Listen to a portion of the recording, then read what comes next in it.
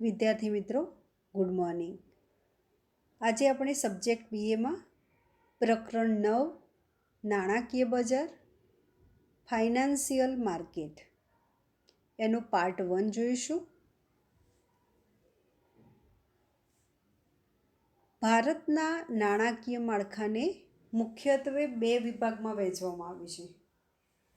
પહેલું છે ઔપચારિક કે સંગઠિત નાણાકીય માળખું, એટલે ઓર્ગેનાઇઝડ, અને બિનસંગઠિત નાણાકીય માળખું, એટલે નાણાકીય માળખાને 2 વિભાગમાં વહેંચવામાં આવ્યું છે.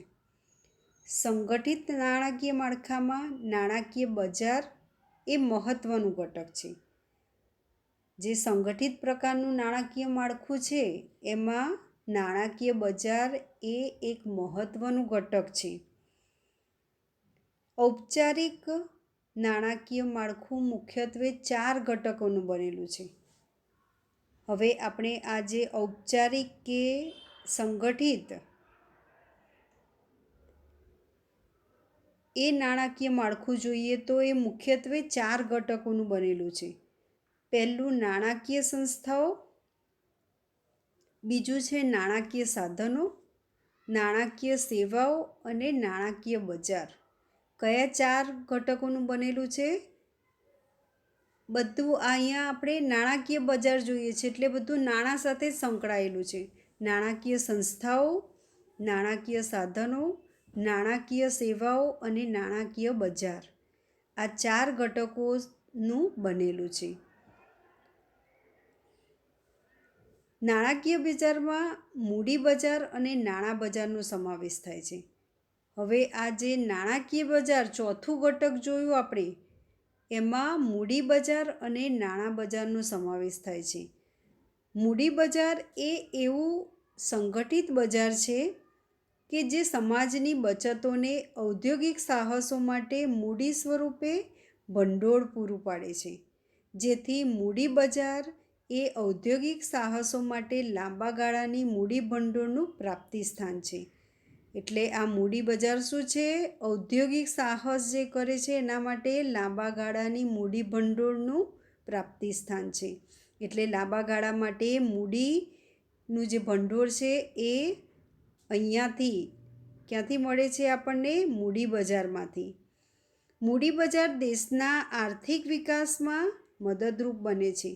નાણાં બજાર ટૂંકા ગાળાના સાધનો દ્વારા, જેવા કે ટ્રેઝરી બિલ, કોમર્શિયલ પેપર દ્વારા મૂડીની જરૂરિયાતને સંતોષે છે. હવે નાણાકીય બજારનો ખ્યાલ જોઈએ આપણે. નાણાકીય બજારમાં મુખ્યત્વે મૂડી બજાર અને નાણાં બજારનો સમાવેશ થાય છે. આપણે આગળ જોયું કે નાણાં બજારમાં શેનો સમાવેશ થાય?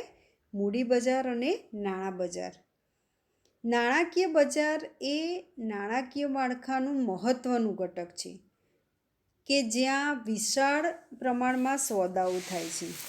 નાણાકીય બજારમાં શું થાય? વિશાળ પ્રમાણમાં સોદાઓ થાય છે. નાણાકીય બજારના વલણો પારખીને રોકાણકારો સ્વયં રીતે નિર્ણય લઈ શકે છે. અને અહીંયા શું થાય? નાણાકીય બજારમાં શું થાય કે જે રોકાણકારો છે એ બજાર કેવું ચાલે છે એ વલણ પારખીને પોતાની જાતે જ નિર્ણય લઈ શકે છે કે તેમની બચતોનું ક્યારે અને ક્યાં રોકાણ કરવું. બરાબર? રોકાણકારો જાતે જ નિર્ણય લે છે કે બચતોનું ક્યારે અને ક્યાં રોકાણ કરવું. નાણાકીય બજારમાં ભાગ લેનારાઓમાં વિવિધ પ્રકારની જામીનગીરીઓ બહાર પાડનારા, એટલે કે ઉછીના નાણાં મેળવનારા,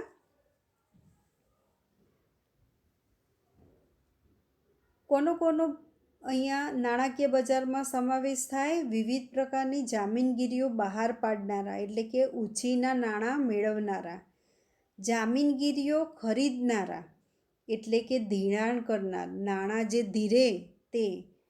નાણાકીય મધ્યસ્થીઓ, એટલે કે નાણાકીય સંસ્થાઓનો સમાવેશ થાય છે. એટલે ઉછીના નાણાં મેળવનાર, નાણાં ધીરનાર અને નાણાકીય મધ્યસ્થીઓ, આ બધાનો સમાવેશ થાય છે. નાણાકીય બજારને મુખ્યત્વે બે ભાગમાં વિભાજિત કરવામાં આવે છે, મૂડી બજાર અને નાણાં બજાર. કયા બે ભાગમાં વહેંચવામાં આવે છે? મૂડી બજાર અને નાણાં બજાર.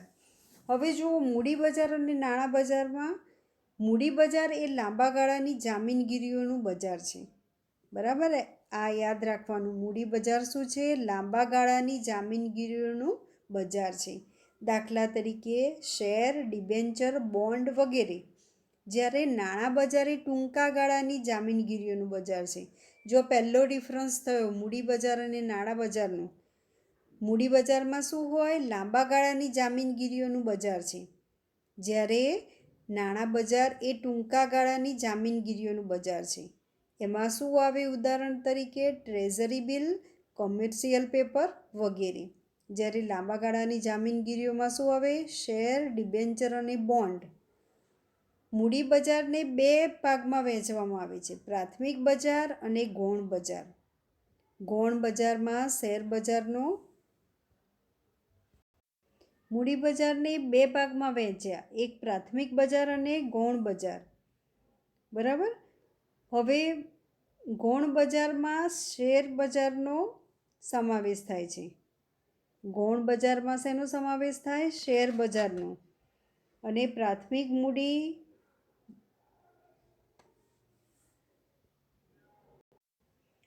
જ્યારે પ્રાથમિક મૂડી બજાર એ બહાર પાડવામાં આવતી નવી જામીનગીરીઓનું બજાર છે. બરાબર, પ્રાથમિક મૂડી બજાર એ શેનું બજાર છે? બહાર પાડવામાં આવતી નવી જામીનગીરીઓનું બજાર છે. જ્યારે ગૌણ એટલે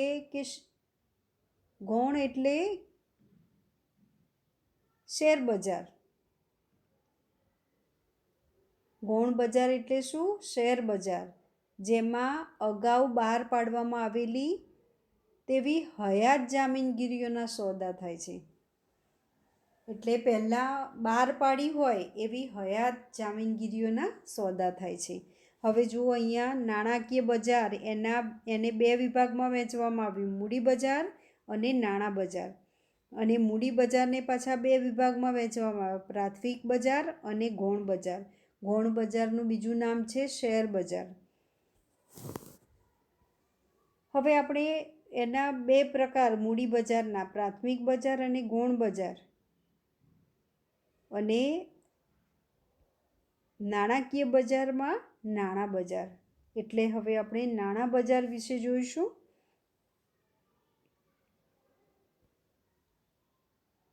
એનો અર્થ, નાણાં બજારનો અર્થ. નાણાં બજાર એ ટૂંકા ગાળા માટેના સાધનોનું બજાર છે.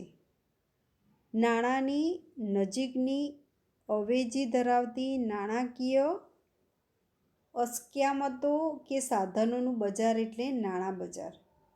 આપણે આગળ જ જોયું, નાણાં બજાર એ ટૂંકા ગાળા માટેના સાધનોનું બજાર છે. નાણાં બજારમાં ઊંચી તરલતાનો ગુણ ધરાવતી નાણાકીય અસ્કયામતોનો વેપાર થાય છે. ટૂંકા ગાળા માટે નાણાં ઉછીના મેળવવાનું અને નાણાંના ધિરાણનું બજાર છે. આ નાણાં બજાર એ શું છે? જેમાં આપણે ટૂંકા ગાળા માટે નાણાં ઉછીના મેળવીએ છીએ અને નાણાંનું ધિરાણ પણ થાય છે. 1 વર્ષ કે તેથી ઓછા સમય માટે પાકતી મુદત ધરાવતી જામીનગીરીનું બજાર છે. અહીંયા ટૂંકો ગાળો છે, એટલે ટૂંકો ગાળો એટલે કેટલો? 1 વર્ષ કે તેથી ઓછો સમય. એના માટે પાકતી મુદત ધરાવતી જામીનગીરીઓનું બજાર છે. નાણાં બજારમાં બે પક્ષકાર હોય છે. હવે આ બાબત ધ્યાનમાં રાખવાનું કે નાણાં બજારમાં બે પક્ષકાર હોય, એક તો નાણાંનું ધિરાણ કરનારાઓ અને બીજા નાણાં ઉછીના મેળવનાર. એટલે ઉછીના જેને લેવા છે નાણાં, તો સામે નાણાંનું ધિરાણ કરનાર હોય તો જ ઉછીના નાણાં મળે ને. એટલે બે પક્ષકાર હોય, એક નાણાં ધીરનાર અને બીજું ઉછીના લેનાર. નાણાં ધીરનારાઓમાં મુખ્યત્વે રિઝર્વ બેંક, વેપારી બેંકો, સહકારી બેંકો, સરાફો વગેરેનો સમાવેશ થાય છે. એટલે નાણાં કોણ આપે? બેંક આપે, રિઝર્વ બેંક કે વેપારી બેંકો આપે. કે સહકારી બેંક આપે કે શરાફી પેઢીઓ આપે, જ્યારે ઉછીના નાણાં મેળવનારા ખેડૂતો, વેપારીઓ, રાજ્ય સરકારો, કેન્દ્ર સરકાર વગેરે છે. નાણાં બજાર એ શેર બજાર જેવું કોઈ ભૌતિક સ્થળ નથી, પરંતુ નાણાંનો વેપાર કે લેવડ દેવડ કરતી વિવિધ સંસ્થાઓનો સમૂહ છે. એટલે આ નાણાં બજાર એ કોઈ સ્થળ નથી, બરાબર, પણ નાણાંનો વેપાર કે લેવડ દેવડ કરતી એક સંસ્થા છે. એટલે વિવિધ સંસ્થાઓનો સમૂહ છે. નાણાં બજારની આપણે ટૂંકીને સરળ વ્યાખ્યા જોઈએ તો ટૂંકા ગાળાની નાણાકીય મિલકતો કે જે ઊંચી તરલતા સાથે નાણાંની નજીકની અવેજી ધરાવે છે, તેના વ્યવહારોનું બજાર એટલે નાણાં બજાર. નાણાં બજારમાં ટૂંકા ગાળા માટે નાણાં ઉછીના મેળવવા કે નાણાંનું ધિરાણ કરવું એ ટૂંકા ગાળા માટે હોય છે. એટલે ટૂંકા ગાળાની નાણાકીય મિલકતો કે જે ઊંચી તરલતા સાથે નાણાંની નજીકની અવેજી ધરાવે છે તેવા વ્યવહારોનું બજાર એટલે નાણાં બજાર. એની લાક્ષણિકતાઓ જોઈએ તો નાણાં બજારને બે વિભાગમાં વહેંચવામાં આવે છે. પહેલું સંગઠિત નાણાં બજાર અને અસંગઠિત નાણાં બજાર. એ આપણે આગળ જોયું. ટૂંકા ગાળાની મિલકતો કે સાધનોનું બજાર છે, જેની પાકતી મુદત 1 વર્ષ કે તેથી ઓછી છે. આપણે આ બધી બાબતો નાણાં બજારમાં જોઈ એટલે એના ઉપરથી જ આપણે એની લાક્ષણિકતાઓ જોવાની છે કે પહેલાં એને બે વિભાગમાં વહેંચવામાં આવ્યું અને ટૂંકા ગાળાના સાધનો કે મિલકતોનું સાધનોનું બજાર છે, જેની પાકતી મુદત 1 વર્ષ કે તેથી ઓછી હોય. નાણાં બજારમાં ભાગ લેનારાઓની શાખ પાત્રતા મહત્ત્વની હોય છે, બરાબર. આપણે કોઈને વિશ્વાસ હોય કે એની શાખ સારી હોય તો જ આપણે નાણાંની લેવડ દેવડ કરીએ છીએ. નાણાં બજાર એ કોઈ ચોક્કસ ભૌતિક સ્થળ નથી, પરંતુ વિવિધ સંસ્થાઓની સામૂહિક માળખું છે, જેમ કે રિઝર્વ બેંક ઓફ ઇન્ડિયા, વેપારી બેંકો, મ્યુચ્યુઅલ ફંડની સંસ્થાઓ, વીમા કંપની વગેરે. ઝડપથી રોકડમાં રૂપાંતર થાય તેવા નાણાકીય સાધનોનું બજાર છે, દાખલા તરીકે ટ્રેઝરી બિલ, કોલ મની. આર્થિક અને ટેકનોલોજીના વિકાસ સાથે નાણાં બજારની પેટા શાખાઓ પણ વિકસી છે, જેમ કે call money market, bond market, treasury bill market. મોટાભાગના નાણાકીય સાધનો દેવાના સાધનો છે. અન્ય નાણાકીય સાધનોની સરખામણીમાં વધુ સલામત હોવાથી જોખમનું તત્વ ઓછું છે.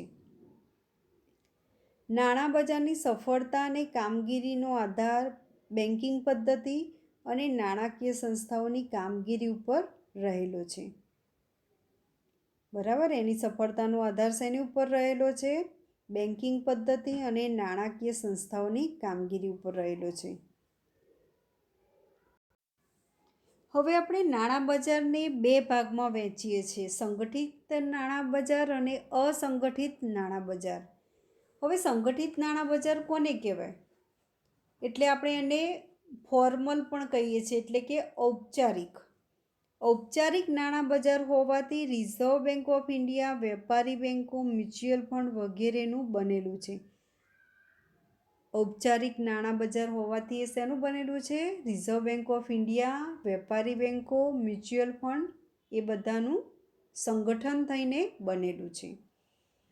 ભારતમાં સંગઠિત નાણાં બજારનું નિયંત્રણ રિઝર્વ બેંક ઓફ ઇન્ડિયા દ્વારા થાય છે અને આનું નિયંત્રણ reserve bank of India RBI દ્વારા થાય છે.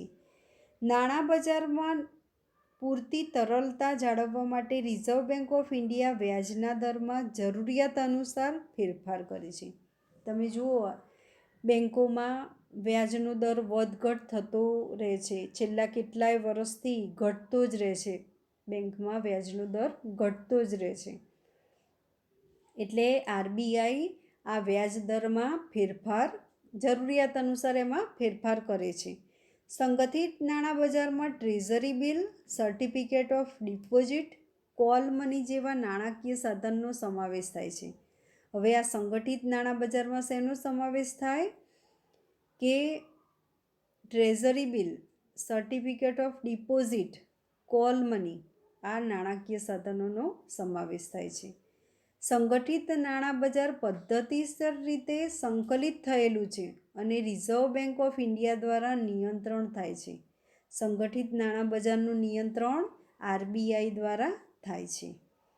હવે એનો બીજો ભાગ છે અસંગઠિત નાણાં બજાર.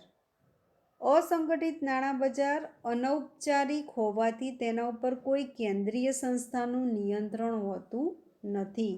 આ અનૌપચારિક છે એટલે જે ફોર્મલ હોવાને કારણે, ઔપચારિક હોવાને કારણે એની ઉપર આરબીઆઈનું નિયંત્રણ છે. જ્યારે અસંગઠિત નાણાં બજાર ઉપર કોઈ કેન્દ્રીય સંસ્થાઓનું નિયંત્રણ હોતું નથી. પ્રવૃત્તિઓ પણ કોઈ ધારાધોરણ વગર ચાલતી હોય છે. આ નાણાં બજાર નાણાં ધીરનાર, જામીનદારો, વસ્તુઓ ગીરો રાખી નાણાં ધીરનાર, દેશી બેન્કરો, શ્રોફ વગેરેનું બનેલું છે. આ નાણાં બજાર આ બધાથી બનેલું છે.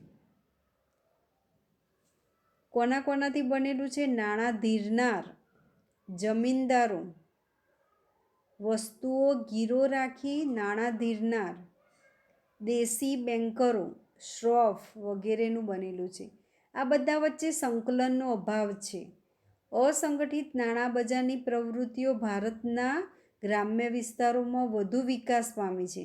જો કે શહેરી વિસ્તારોમાં પણ જોવા મળે છે. વધારે ગ્રામ્ય વિસ્તારમાં જોવા મળે છે, પણ હવે શહેરી વિસ્તારોમાં પણ તેની આ જે અસંગઠિત નાણાં બજારની પ્રવૃત્તિઓ જોવા મળે છે. હવે આગળનો ટોપિક નાણાં બજારના સાધનો, એ હવે આપણે નેક્સ્ટ લેક્ચરમાં જોઈશું.